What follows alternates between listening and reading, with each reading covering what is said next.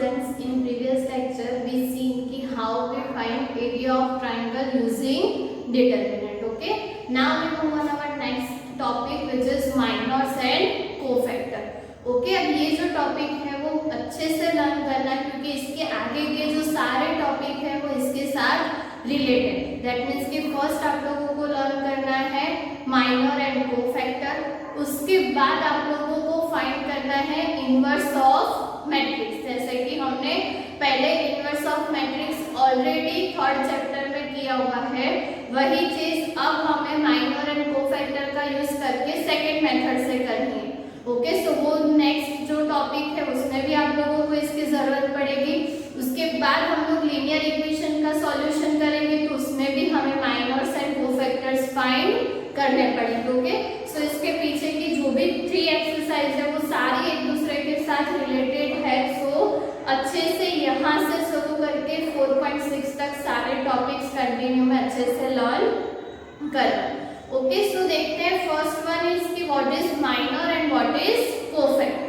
Okay, सो minor की definition क्या है कि माइनर ऑफ एन एलिमेंट ए आई जे.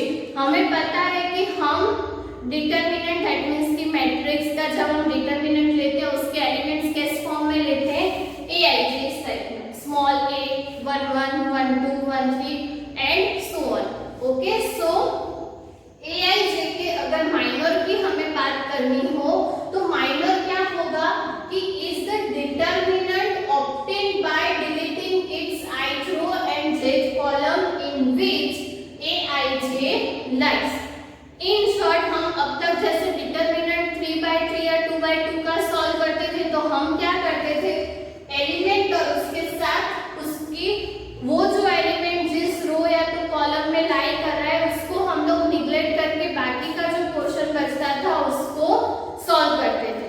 और जो वो पोर्शन हम लोग सॉल्व करते थे उससे हम अब क्या कहेंगे, माइनर्स ऑफ पर्टिकुलर एलिमेंट. एक चीज ध्यान में रखना कि डिटरमिनेंट सॉल्व करते वक्त वही पर्टिकुलर एलिमेंट को भी हम लोग ध्यान में रखते थे, लेकिन जब आप लोग माइनर करते हो फाइंड तो माइनर में हमें सिर्फ वो डिटरमिनेंट ही कंसीडर करना है, उसके अलावा कोई और चीज कंसीडर नहीं करनी. ओके, जब भी हम लोग माइनर फाइंड करेंगे तो उसे डिनोट कैसे करेंगे, M i j. That means की कैपिटल एम आई जे. जैसे आप लोग अगर A11 के लिए माइनर फाइंड कर रहे हो तो उसका माइनर को हम लोग कैसे डिनोट करेंगे, कैपिटल M11. ओके, अब देखते हैं कि बाय डेफिनेशन हमें आप लोगों को एक्सप्लेन करती हूँ कि कैसे आप लोगों को माइनर्स फाइंड करना है. Okay, so first one we start with example जो आप लोगों की एक्सरसाइज 4.4 में ऑलरेडी दिया हुआ है कि 104 35 -1 and 0 1 2. ओके, इसके लिए हमें माइनर्स फाइंड करने हैं ऐसा बोला हुआ. अब माइनर्स फाइंड करने सिर्फ ऐसा बोला हुआ है तो हमें सारे माइनर्स दैट मींस कि यहाँ पे टोटल नंबर ऑफ एलिमेंट्स कितने 9, तो सभी 9 एलिमेंट्स के लिए हमें माइनर फाइंड करना है. सो कुछ इस तरह होंगे माइनर M11 M12 M13 फिर M21 M22 M23 और उसके बाद M31 M32 M33. यहाँ पे जैसे हमने एलिमेंट्स दिए उसके अकॉर्डिंग हमें माइनर फाइंड करने तो टोटल 9 माइनर्स कुछ इस तरह मिलेंगे. हो सके तो इसी वे में उसको लिखना तो आप लोगों के लिए माइनर एंड इसके बाद हम लोग किसी के कोफैक्टर्स की बात करेंगे तो वो फाइंड करना इजी हो जाएगा.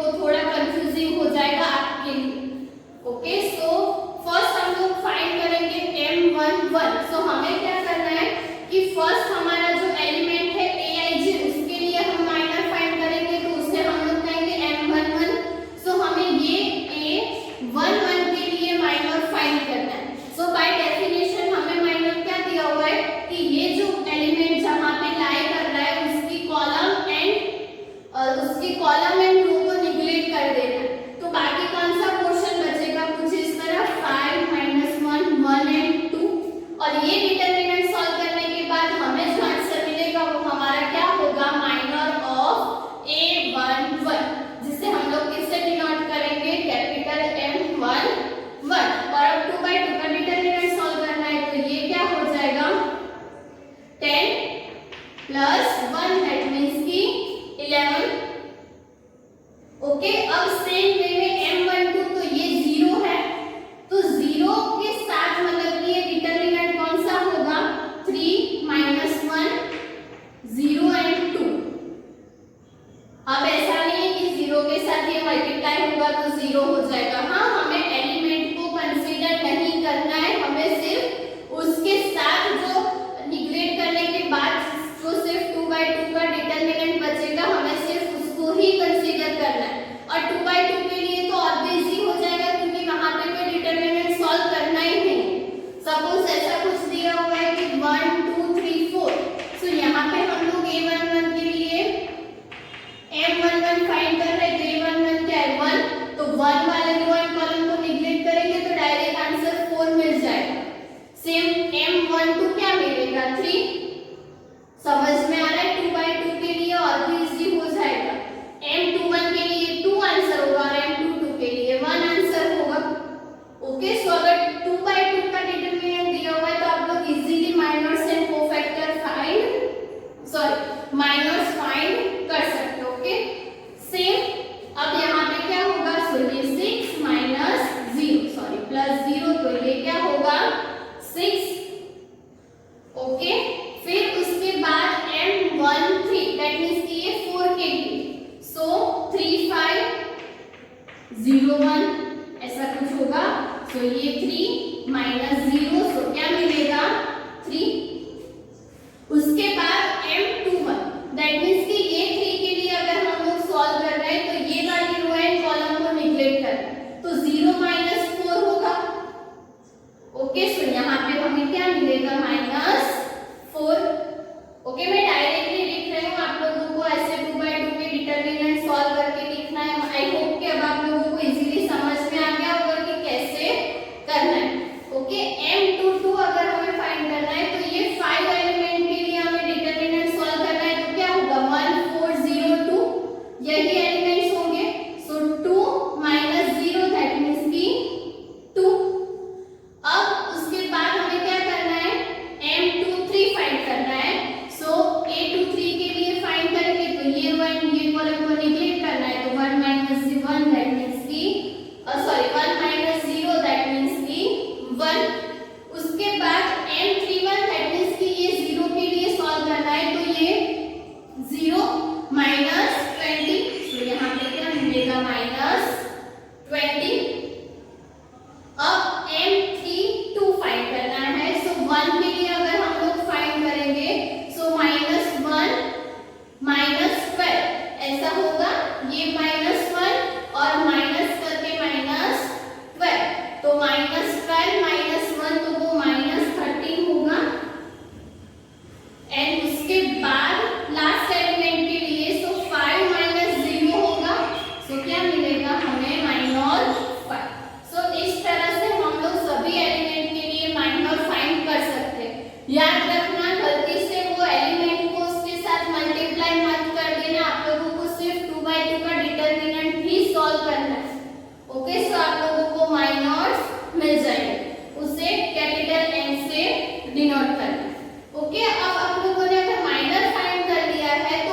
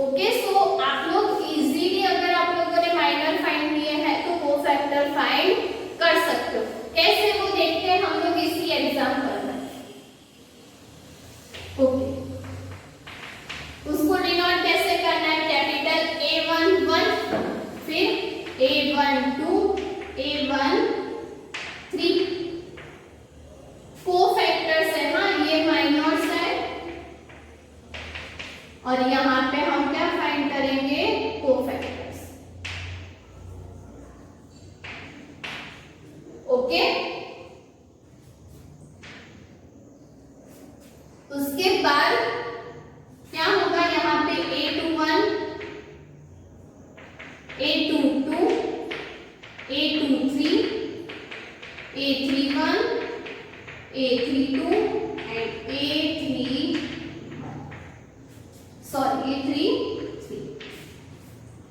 ओके, सो जितने एलिमेंट्स के लिए हमने माइनर फाइंड किया है उन सभी एलिमेंट्स के लिए अब हमें क्या फाइंड करना है, कोफैक्टर। सो कोफैक्टर कैसे फाइंड करेंगे, सो हमने यहाँ पे M11 ऑलरेडी फाइंड किया हुआ। हमारी डेफिनेशन क्या है कि -1 is to I plus j, that means कि 1 plus 1 और उसके साथ Mij दैट मींस कि M11 जो कि क्या है 11। अब -1 is to 2 तो 1 plus 1 हो जाएगा, तो हमें आंसर क्या मिलेगा 11 itself। अगर 1 2 के लिए करना है तो -1 is to 1 plus 2 होगा और यहाँ पे हमें M12 क्या मिला था 6। अब -1 is to 3 है तो वो माइनस होगा, सो यहाँ पे हमें क्या मिलेगा -6। Same A13। अब यहाँ पे आप लोग इजीली देख सकते हो कि IJ का सम अगर इवन हुआ तो आंसर जो हमें माइनर में मिल रहा है वही कोफैक्टर में मिलेगा। ओके, और अगर I plus J का सम ऑड हो रहा है तो वहां पे सिर्फ कौन सी साइन होगी आगे, माइनस। सो इजी वे में आप लोग उसे इस तरह याद रख सकते हो कि जहां पे भी I plus J का इवन सम मिले वहां पे माइनर एंड कोफैक्टर इक्वल होंगे और जहां पे आप लोगों को I plus J ऑड मिले वहां पे सिर्फ उसकी साइन चेंज होगी। जैसे यहाँ पे 1 plus 3 4 होगा तो आंसर क्या होगा 3। 2 plus 1 3 होगा, यहाँ पे -4 है तो ये क्या हो जाएगा +4। 2 plus 2 4 तो आंसर इज 2। 2 plus 3 5 तो इसकी साइन चेंज हो जाएगी तो कोफैक्टर क्या मिलेगा -1। उसके बाद M31 दैट मींस कि यहाँ पे 3 plus 1 4 तो answer is -20। M32 3 plus 2 that means कि 5 तो यहाँ पे -1 is to 5 तो वो माइनस साइन आएगी तो इसकी साइन चेंज हो जाएगी, सो +30 और 3 plus 3 6 दैट मींस कि 5 itself। ओके, सो कहीं पर भी आप लोगों को माइनर एंड कोफैक्टर फाइंड करने के लिए बोला हुआ है तो first write down all minors and then cofactor. इसी वे में लिखना तो इजीली आप लोगों को आंसर मिल जाएगी। ओके, लेकिन आप लोग जब भी लिखो तो आप लोगों को जैसे एग्जांपल नंबर 22 में दिया हुआ है minors and cofactors by definition सारे अच्छे से लिखने होंगे। आप लोग इस तरह उसे फाइंड कर सकते हो। अब एक और रिजल्ट है जो माइनर्स के लिए जब भी हम लोग डिटरमिनेंट सॉल्व करते हैं उसके लिए दिया हुआ है, तो देखते हैं कि वो रिजल्ट क्या है। तो बाय एग्जांपल हम लोग देखते हैं कि हमें रिजल्ट क्या मिलेगा। ओके, सो अगर ये जो डिटरमिनेंट दिया हुआ है उसके लिए हमें माइनर्स फाइंड करने हैं तो सपोज हम लोगों को सिर्फ R1 के लिए माइनर्स फाइंड करने हैं। ओके, सपोज हमें बोला हुआ है कि M11 दैट मींस कि सिर्फ चलो कोफैक्टर फाइंड करते हैं तो A11 फर्स्ट रो की बात कर रहे हो ना, A12 एंड A13 ये तीन चीजें हमें फाइंड करनी। ओके, सो फर्स्ट हमें क्या फाइंड करना पड़ेगा माइनर और उसके बाद A11 A12 एंड A13 ये तीन चीजें हमें फाइंड करनी पड़ेगी। अगर आप लोगों को डायरेक्ट समझ में आता है तो आप लोग डायरेक्ट भी लिख सकते हो, लेकिन उसके लिए मैक्सिमम प्रैक्टिस की जरूरत है। तो मैं सजेस्ट करती हूँ कि जब भी आप लोग स्टार्टिंग में सम करो तो प्रॉपर वे में लिखो, लेकिन जब हम इनवर्स के लिए बात करेंगे तो हम वहां पे ट्राई करेंगे कि हम डायरेक्ट कोफैक्टर्स या तो माइनर लिख पाए। ओके, सो अभी के लिए सभी स्टेप लिखते हैं। सो अगर हमें A11 फाइंड करना है तो A11 क्या होगा, ओके ये वाला डिटरमिनेंट मिलेगा A11 में।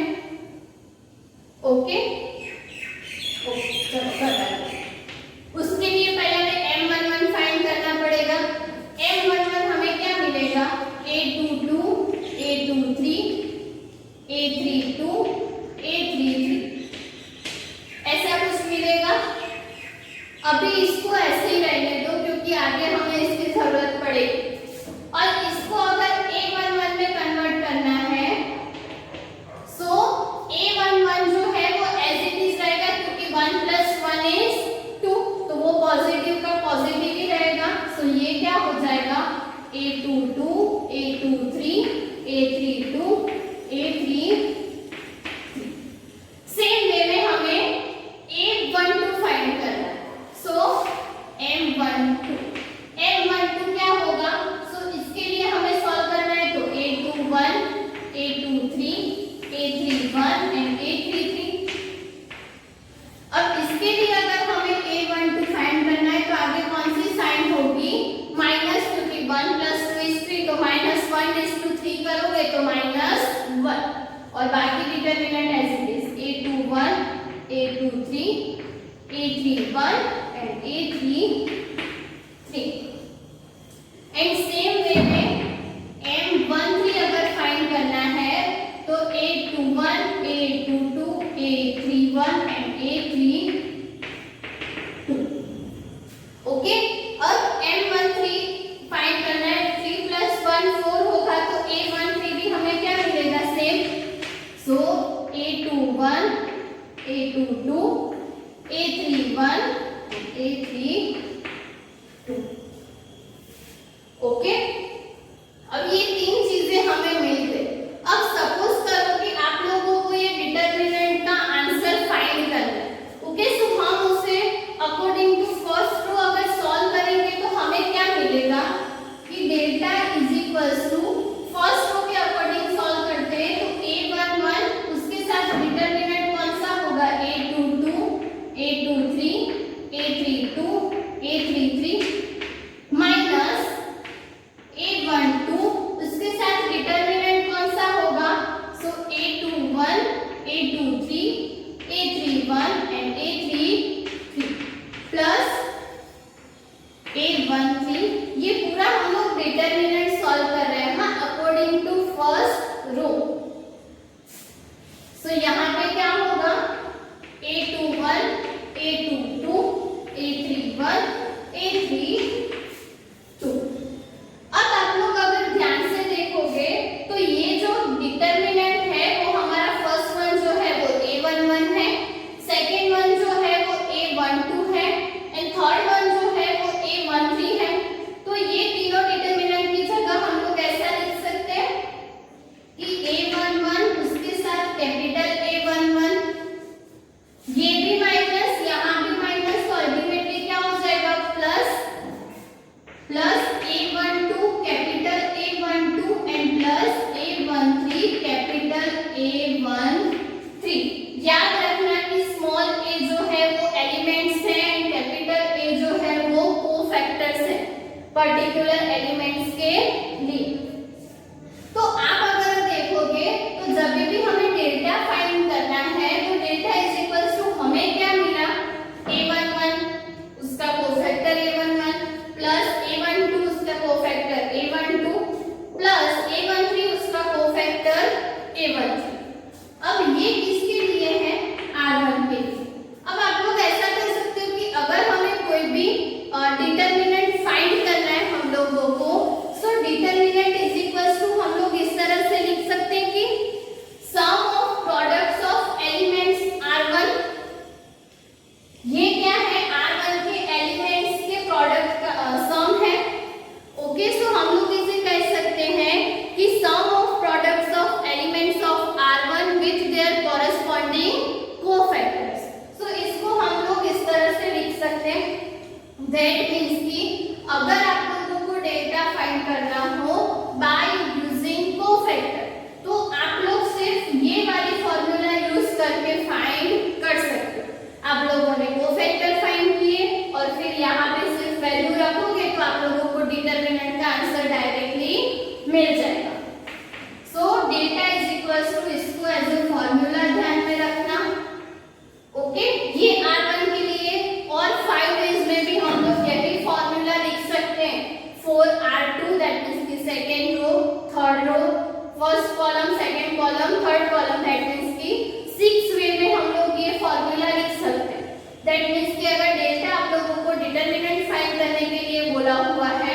कोई भी रो या तो कोई भी कॉलम के अकॉर्डिंग, तो आप लोग ये फॉर्मूला यूज करके इजीली वहां पे आंसर फाइंड कर सकते हो। लेकिन ध्यान में रखना, जब भी R2 के लिए बोला हुआ तो ये फॉर्मूला चेंज हो जाएगा।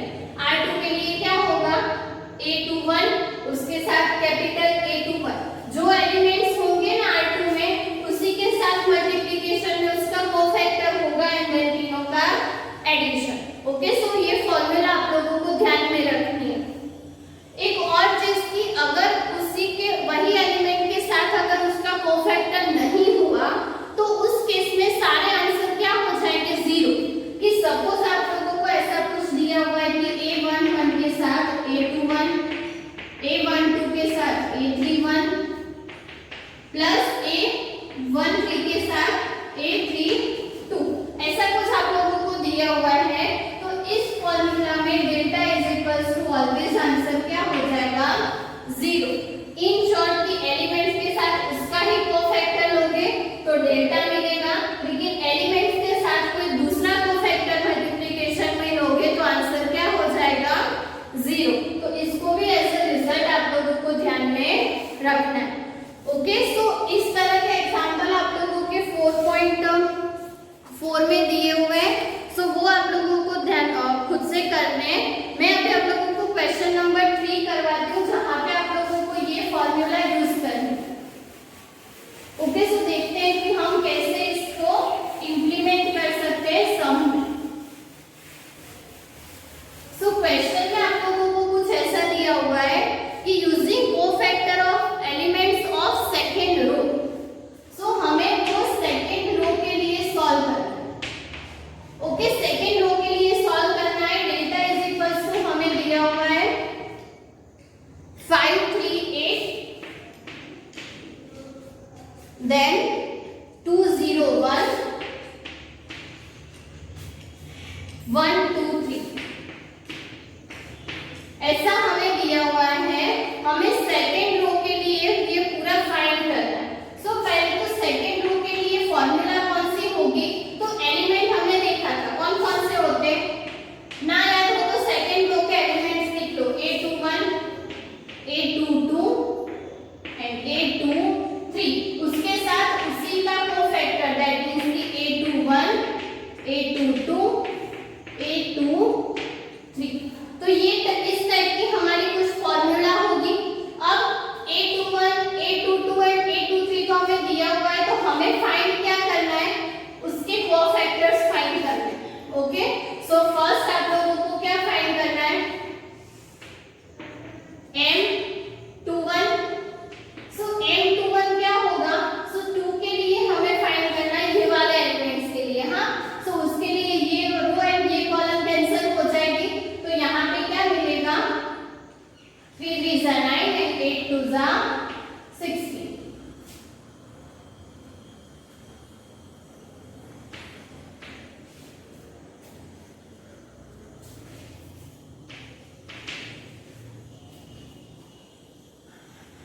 ओके, हाँ, सो M21 इज इक्वल्स टू क्या होगा, 9 माइनस 16 सॉरी माइनस 7।